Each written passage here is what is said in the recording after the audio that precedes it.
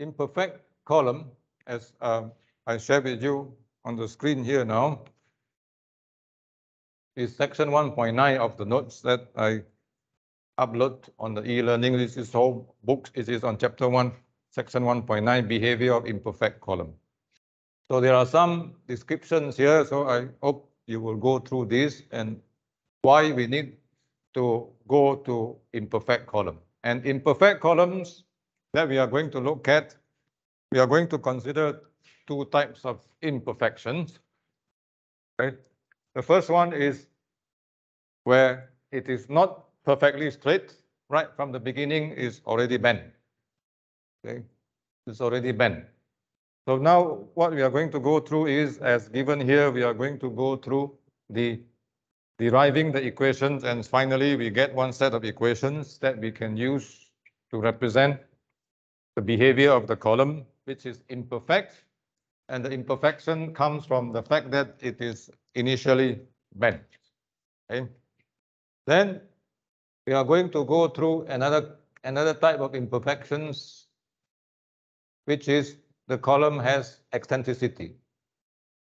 The column has eccentricity, which is the detail. I hope you refer to this section 1.9 and section 1.9 there. So we first start with column which is imperfect because it is initially already bent. Before you apply loading, already bent. And the second one is initially straight, but the loading has eccentricity. So these are two types of imperfections. So with that, we are going to get to the behavior of the column. You get to the behavior of the column. What is the difference between the imperfect one and the perfect? Okay? So that is the things that we are going to go through.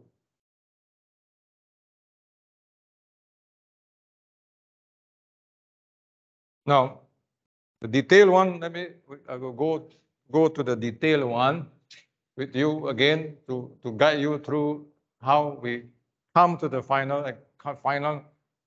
how do we come to the final solutions representing what is the deflected shape, what is the deflected shape of an imperfect column which is initially bent.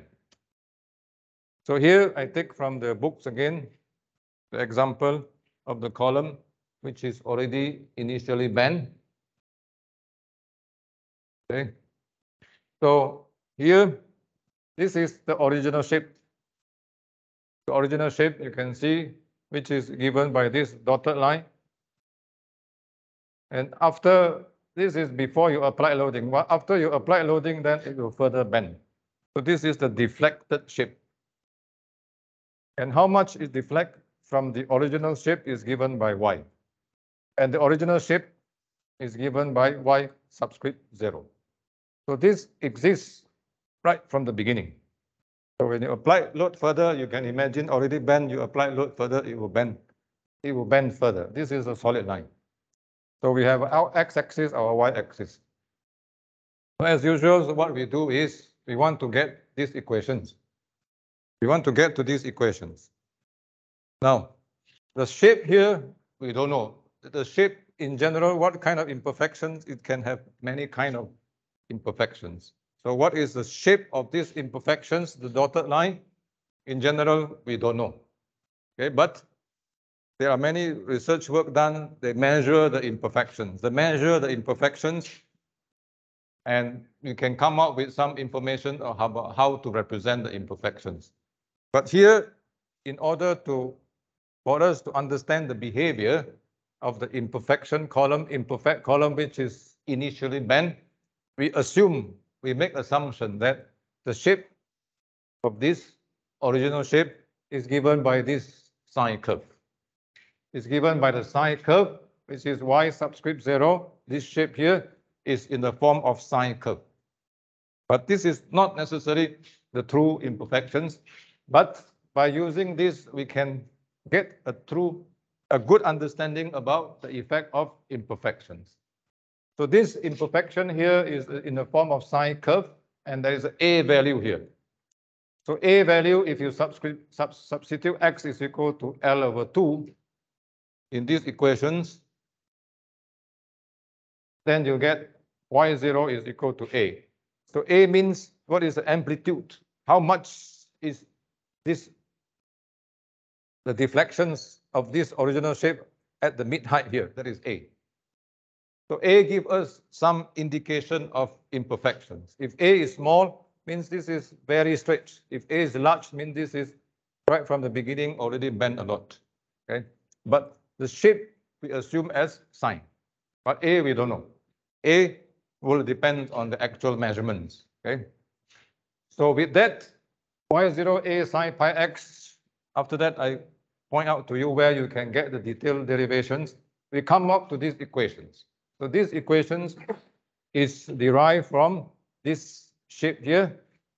We cut here, and then we take this part out, and the bending here, then you have this bending moment developed, and there is a axial load applied here. So by taking the moment equilibrium equation at this point, you can come out to that equations, and then we solve that equations. So we solve these equations. This is equation which is non-homogeneous. So we follow the procedure of solving these equations, and finally we get this shape here, equation for that shape, measure from the beginning here, measure from here. We measure this shape here, measure from here, which is y total, which is the original shape plus the further bend shape, and is given by that equations. And that equations here, A is the amplitude of the imperfections at the mid height here. Alpha is the ratio. Alpha is the ratio of the actual load that you apply to the critical load of this column. That is alpha. In this case, we use pin and pin condition to explain. So the critical load is exactly equal to the Euler buckling load. Okay. And you have this A1 minus alpha sine pi x or L. This represents this. Then after that, we come out to this equation, which is the important one for us to understand the behavior of the imperfect column in comparison with the perfect one. So this delta is, we can represent this behavior in terms of what happened to this deflection here at the mid height. At L/2, what happened to these deflections when you increase the load? When you increase the load. When alpha increase means your P increase. When alpha increase means P increase at a certain imperfection level. So if we fix this for certain imperfect column, if A is small, which is very straight, if A is large, means this is very bent, so different A. So what happened to the deflection here at mid height when we increase the load? So these equations is very important for us to understand. Okay. Now these equations, if we plot it, now delta is here. Okay, delta is the mid height here when x is equal to L/2. You substitute to that equation, you get delta. Okay. If you plot this graph versus this, yeah, you take delta as horizontal axis, alpha as a vertical axis for different value of A. So we choose A 0.005, 0.01, 0.0015, different value of A. Then we increase alpha. Then we get this curve here. So this curve shows you alpha P over P versus delta. And here you have different graphs as indicate here. This is for A 0.1, this is for A 0.3. Then you can draw another graph A 0.4, 0.4, 0.5, 0.6. Or you can have A 0.001, A 0.05. So from here, we can understand the behavior of the imperfect column. So the behavior of imperfect column here is from this graph. When you apply the load, 0 means no load. So when you increase the load, then delta increase. When you increase the load, this one already bend, sure delta will bend more. So we get more and more delta is expected when we increase the load, when alpha increase. But from this graph here, from this series of graphs, we can see if the P is approaching P critical. If the P is approaching P critical, then at certain level, suddenly, if you apply the load further, depending on this and this, where does this happen? Suddenly you get very big increase in this mid-height deflections. This is called mid-height deflections. So this is the typical behavior of imperfect column. If you look at this one where delta A is larger, then the same thing. Right from the beginning, when you apply load, the delta increase, but it increased slowly when the load is still low compared to the critical load. But at certain stage, when you apply the load more further, it will suddenly increase a lot here. When the load that you apply here approaching P critical. Okay. So this is the behavior of the imperfect column, where the imperfection is in the form of initially bent shape. Now, if I go further to the next one, before I go back to the detailed derivations. So the second case that we look at is initially it is straight, but the load is not applied concentrically. The load has some eccentricity E here. So right from the beginning, when you apply the load, you already have moment, so it will cause this to bend. So this is another case of imperfect column, eccentrically loaded column. So the same thing, in order to understand the behavior, we have to go through this derivation process. So you get from here, then you get that equations. This is the governing differential equations for this reflected shape. Then we solve these equations and we get this. This is a solution for this. Yeah, this is a solution for this. Okay. Then again, we try to come up with a relations, the mid-height deflections versus the load level that we apply. So through some kind of mathematical manipulations, we can come up to these equations. Delta is equal to E. E is the eccentricity. It can be different values depending on the situations. Then secant pi over 2 square root this P over PE minus 1. So again, we see P over PE here. Okay. You see the P over PE here, which is important for us to know what is the load that you apply now. Okay. But what is the load that we apply now is relative to the critical load. So again, if we plot using this graph, using this equation, this versus this, at different value of E, you get to these equations. You get to this graph. So this graph is similar to the one that I showed us now for initially bend. So this is again alpha, P over PE versus the mid-height deflections. This is the mid-height deflections. Then you look at two different cases of E. So E can be 0.1, 0.001, different values of E. Here shown two examples. So when I go up here, meaning that I increase the P, then immediately the column will bend, which is you get delta. But when the load is small, so small compared to the critical load, then you get the delta is very small, still very small delta. This is delta. Yeah?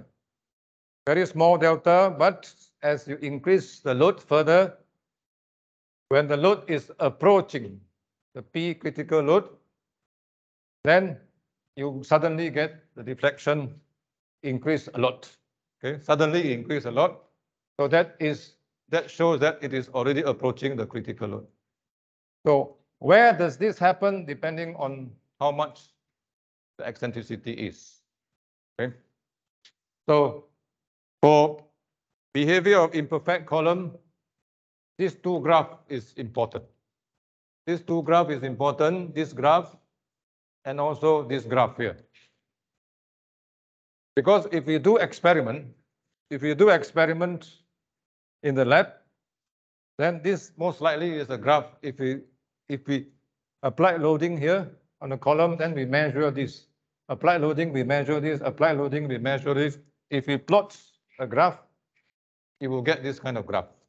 Because in the lab, you get imperfect column. You won't get perfect column. Okay. So where does this come from? And where does this come from? Okay. Where does this come from and where does this come from? This comes from this equation we use to plot this. And where does this come from? It comes from this.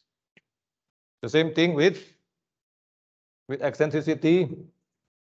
Where does this diagram come from? It comes from these equations.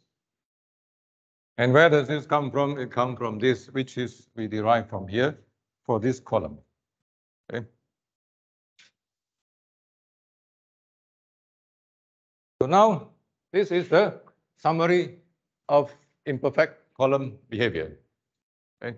From the graph that I show you just now, and from what we can get to know from the graph.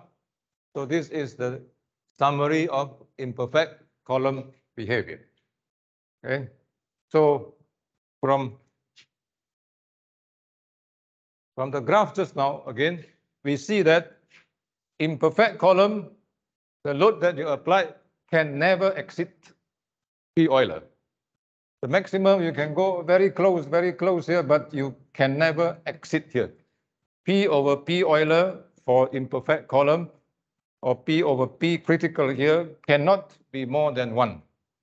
That means the load that imperfect column can take will never be more than the P critical for that column. Because when it approaches here, it will already get very large deflection, then it will fail. When you get very large deflection, then you get failure of the column. Very large deflection means your column bends a lot, then it's going to fail. The same thing for this diagram here. Okay. This diagram and this diagram, important class. Take note that imperfect column, the load carrying capacity can never be more than P Euler. Okay. Because the same thing, I emphasize again, when it comes to this, you already get suddenly very big deflections, then you have failure of the column. So summary of this thing, which is that we can draw from what we discussed just now, is Euler theory gives a very satisfactory design criteria for real imperfect columns. Okay. We can estimate what is the load that you can carry for a real column, which is imperfect, provided that the imperfections are relatively minor. If we can make sure that the column during fabrication we take care that it is very straight, very minor, then you can get a good estimations of the load carrying capacity of that column by using Euler theory. Okay. But for other cases where the imperfection is not minor, then you have the load carrying capacity will be very much lower than the Euler load. Okay. Now I come back to this case. The behavior of imperfect system, the behavior of imperfect system can be simulated by either giving the system some initial crookedness or by applying the load eccentrically.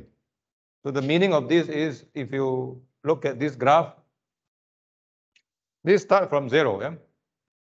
The difference between this graph and the previous graph is this start from 0 And this graph does not start from 0. It does not start from 0 because this is initially already bent. So you have already initially bent here. It doesn't start from 0.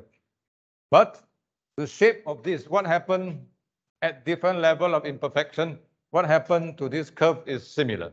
You go up very close, very small, then suddenly you increase a lot.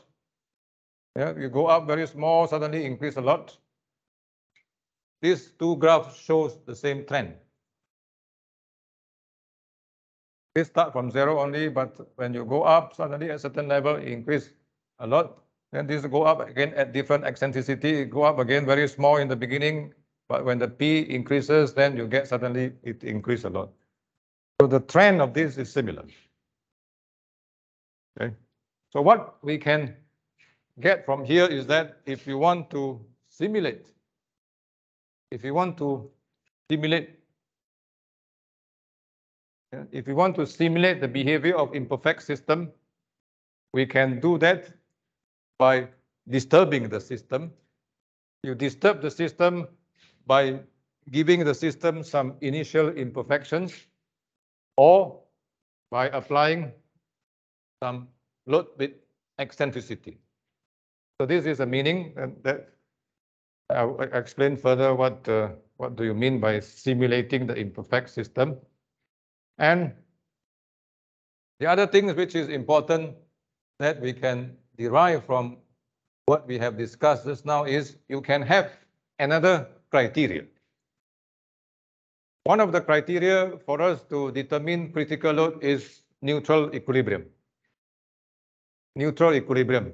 Okay. So the other conditions where we can use as a criteria to determine critical load is from the behavior of imperfect column.